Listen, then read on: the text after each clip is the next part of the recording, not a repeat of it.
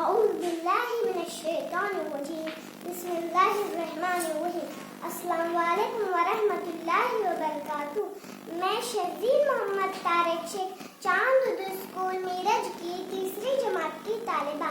پہلے تو میں میری اسکول کمیٹی اور اساتذہ کا شکریہ ادا کرتی ہوں کہ انہوں نے مجھے ایک ایسی شخصیت کے بارے میں میرے خیالات کا اظہار کرنے کا موقع دیا جو اردو کی نیا کا ناخدا ہے.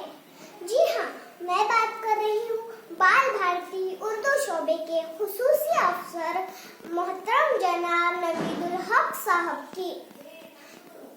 محترم کے رہبری میں ہم بچوں تک کتابیں ہر بار نئے رنگ روپ، نئی تصاویر اور عمدہ مواد کے ساتھ پہنچتی، جو کہ اٹریکٹیو ہونے کے ساتھ ساتھ بچوں کو علم حاصل کرنے میں بھی مددگار ثابت ہوتی ہے.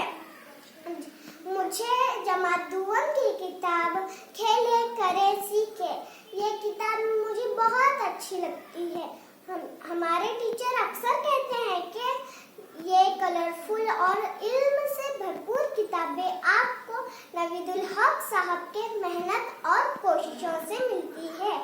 نوید الحق صاحب زبان اور ان کی مشاورتی کمیٹی کی مدد سے یہ کتابیں ہم بچوں تک پہنچاتے ہیں. مگر اب آپ تو اس شعبے سے ریٹائر ہو رہے ہو، تو پھر ہم تک یہ کتابیں اسی انداز میں کیسے پہنچیں گے، یہی سوچ کر پریشان ہوں.